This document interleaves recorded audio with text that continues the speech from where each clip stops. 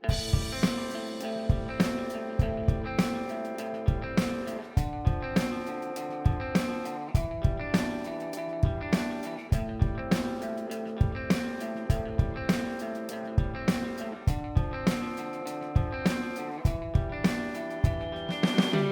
this video we're going to be looking at a sculpture of a steampunk adventure that I actually started making about 18 months ago. Unfortunately I just kept making mistake after mistake with this, so eventually I ended up putting it on a shelf for a while. Now this is actually comprised of loads of different pieces. There's sculpey in here, there's leather, there's foam, there's fabric. So there's quite a lot of techniques that went into making this. So I thought it would be useful to actually have a look at how I went about doing that. As with every other sculpture, this starts with an armature. So what I'm doing is to cut up some copper piping with a pipe cutter and lay it out on a printout of a body that I have here. Now because this is all brass and copper, I can easily solder it together, so that's what I'm doing here. Because I sometimes take my sculptures to exhibitions, I've decided to make this so it can come apart to a degree. So as you can see, there's some square tubing in here which will allow me to detach parts of the sculpture. I'm also including mounting points at various points so that I can attach the sculpture to a stand, and also a point in the back. The idea for this is that it's going to be a steampunk adventurer, and I want it to have a large set of wings. So what I'm doing is putting a mounting point in the back so that I can attach a sort of flying harness mechanism onto the back of the sculpture. So what I have here is the arms are detachable. That simply means I can put it in a smaller box when I actually come to transport it. And as you can see, I've also got mounting points in the centre of the back and at the pelvis. Now in order to block out the basic shape of this sculpture, I'm blocking it out with foil, which I'm wrapping tightly with wire to keep it all compact.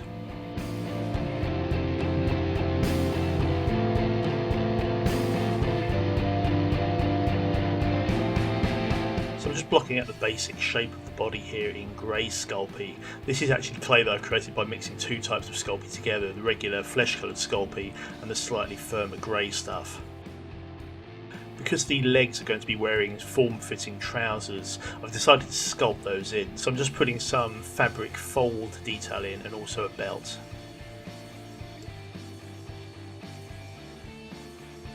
So what I'm going to do is to actually cook this right now. You can put Sculpey in the oven multiple times, so I find it quite useful to get one section of the sculpture done, cook it so it's all solid and can't be changed, and then move on to the second part. So what I'm going to do is cook it. I've got the upper body, that's fine, the trousers are fine too, so I'm going to cook them, then I'm going to come back and do the shoes. A technique I've found for doing shoes is actually to do the soles first, to cook them solid and then file them down, and then to sculpt the rest of the shoe on top of that. Because it can be quite difficult to get a geometric and a sharp edge simply by sculpting Sculpey, I find it quite useful to be able to sand that down. Then when you come to do the slightly more organic areas of the shoe, like the folded leather and all that sort of stuff, you've got something firm to sculpt against and you won't deform it if you accidentally stick it with the sculpting tool. Now all I'm doing for the shoes is the basic shape, because the rest of this is going to be covered with foam. So I'm now painting the trousers, and what I've decided to do is to actually paint in some stripes on this so there's a pattern to the fabric. So what I'm doing is to mask off some areas and put in some brown stripes.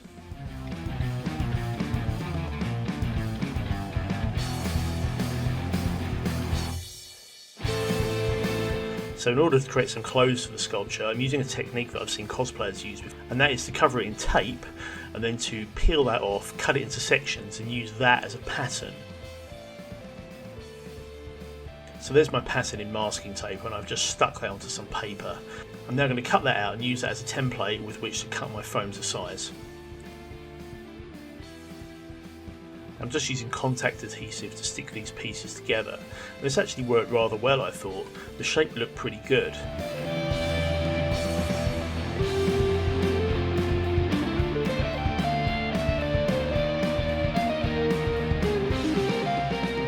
However, problems started to develop when I actually started to paint this. What I found was that the acrylic paints I was using wouldn't adhere very well to the foam, so after a while they started peeling off and I started getting a less than realistic look, which was a bit of a problem.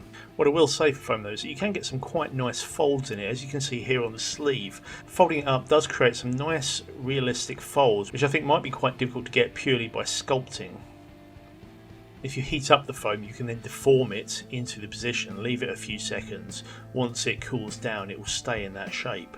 So that might be useful for other things. It hasn't really worked particularly well for me here, but I can see myself using that technique perhaps if I were creating leather or something like that. So that was the first problem I ran into with this model. The second one was using this stuff. Now I've previously posted a video where I used Cernit to create a sculpture and it actually came out okay. This sculpture was my first time using it however, and had some real problems using it. I think it might partly have been simply because I didn't include a strong enough armature, but I found it really difficult to work with. It was almost like sculpting with chewing gum. So after a while I abandoned that and decided to sculpt the head up in Super Sculpey instead. Now I don't think this is looking too bad, but I decided that I wanted my sculpture to look a little bit more expressive. I've always thought that some of my sculptures can be a little bit stony faced, so I wanted to give the character a smile of some sort. I kind of figured if you're soaring through the clouds with some sort of flying device, you're probably going to be quite happy with that, quite thrilled. So I thought it'd be quite good to give the sculpture an expression. However, I'm not entirely sure I pulled this off particularly well. I haven't done too much with the paint job here, I've just added some red here and there to give it a bit more life. But I've left it for the time being. I was thinking I might add some makeup to it perhaps, depending on how the final look was. Now I'm gluing on some mohair here, and what I was trying to do was to hide the join between the mohair, which is what I'm using, and the Sculpey. So I decided to add in a headband, maybe a little bit like Captain Jack Sparrow or something like that. However, it didn't really look all that great. It looks a little bit like a sort of an exercise band or something you might wear to the gym. And because of the way I've done the hair, she actually looks like one of those 80s troll figures. You might have seen him in Guardians of the Galaxy. This is the point where I sort of got to, and I sort of went, yeah, you know what, I'm not sure that's really looking particularly good.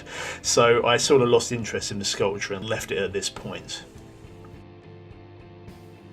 So here it is, and I think it almost looks a bit like Tilda Swinton going down the gym or something like that. I'm not quite sure. Anyway, I've decided to pull off the foam coat and get rid of most of what I've done here. So although it's perhaps a little bit painful to start pulling apart stuff you've spent hours making, sometimes it's necessary. So what I'm going to do is actually replace the foam with this brown leather here. Now this stuff's really thin, so I think it might work much better than the foam. It's actually a lot thinner than the Napa leather that I've used previously. I used this stuff in my Steampunk mask I made a while back. As you can see here, it's much thinner, so I think that will work for a scale model. Now my fiance had bought me a sewing machine for Christmas a while back, so I had the tools to do it, although I didn't really have much experience with sewing. But I decided to sort of challenge myself really and have a go. So yeah, this is the difficult bit, sort of point of no return. If you start pulling the head off, there's not much you can do once you've broken it, but let's do that anyway. So, so there we go.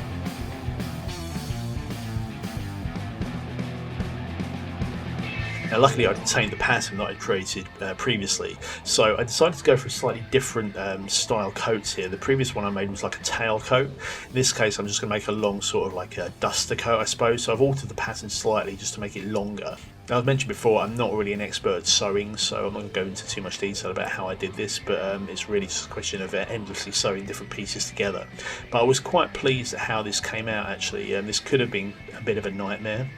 It actually came together quite well. So as you can see here, we're sort of halfway through, and I'm sort of liking the way that's looking.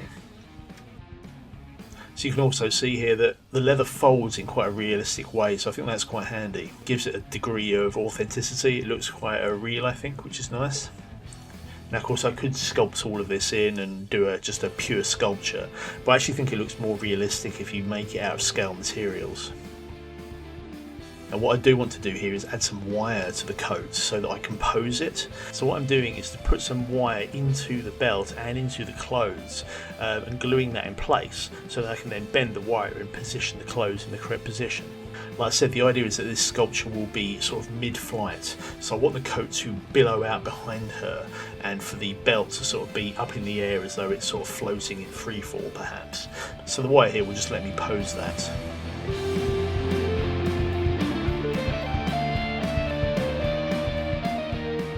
And that's all going to be hidden by some material for an inlay, and that's just material which I think is intended for dolls' houses.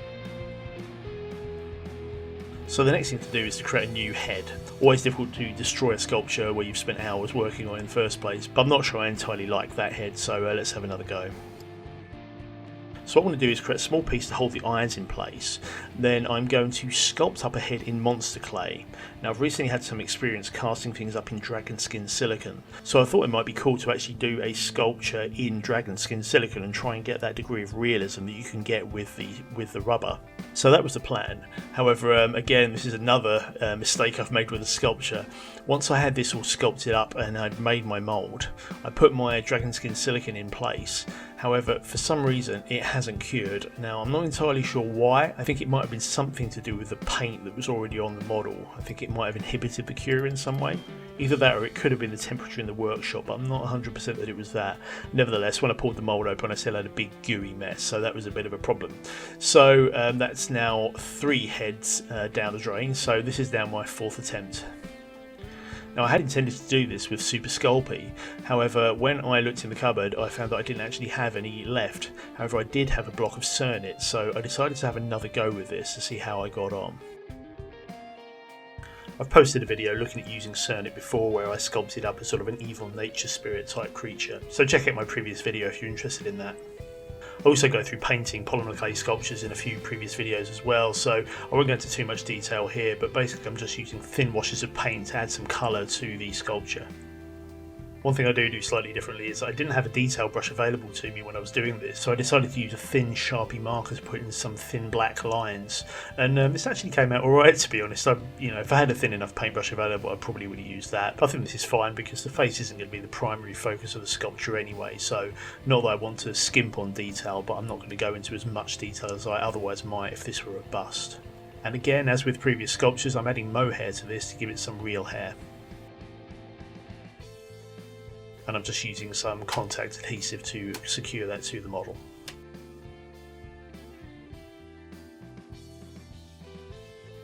So as with the coat, I need to make a few more garments for the model to wear. I'm not going to make the whole thing because the back of the model is going to be covered by the coat, but I do need a corset and a shirt to complete the sculpture. So as with the coat, what I've done is to make a pattern out of some masking tape. I've just done that by putting it on the sculpture and drawing over it with a marker. The shirt's taken a little bit more experimentation. I wasn't quite sure how to get the collar right, but after a bit of back and forth I think I've managed to come up with something that looks more or less okay. Most of this is going to be covered by the corset and the coat anyway, so it's really just the neck that you'll see. So now it's really just a question of super gluing all these bits and pieces together. So I'm adding a belt around the waist here. I've really glued the shirt in place, so now I'm putting the corset in place, and I think that's looking pretty good.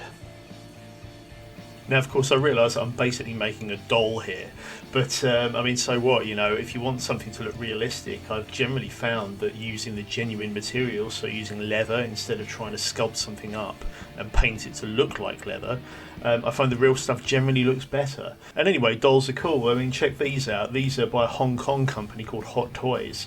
They've got sewn clothes on them, they've got genuine fabric and leather in here, and I think they look fantastic. They're really lifelike. That really does look like Arnold Schwarzenegger.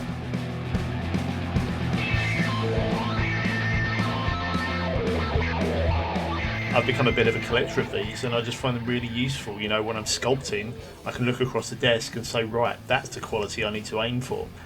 Now, I'm not sure I've ever achieved it, of course, but nevertheless it does give me something to aspire to.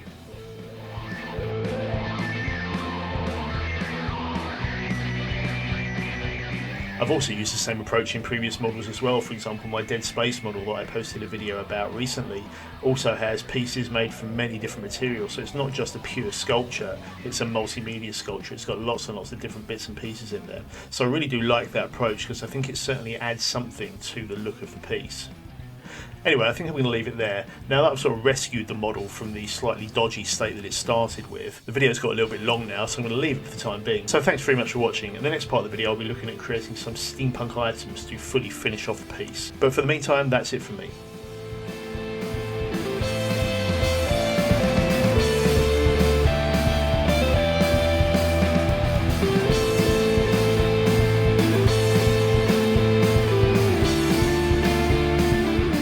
Thanks very much for watching. I'll be posting more videos on this project and others, so if you'd like to keep up with what's going on, please do subscribe. Alternatively, you can visit my website, which is www.thedarkpower.com, or you can find me on Facebook, just search for The Dark Power.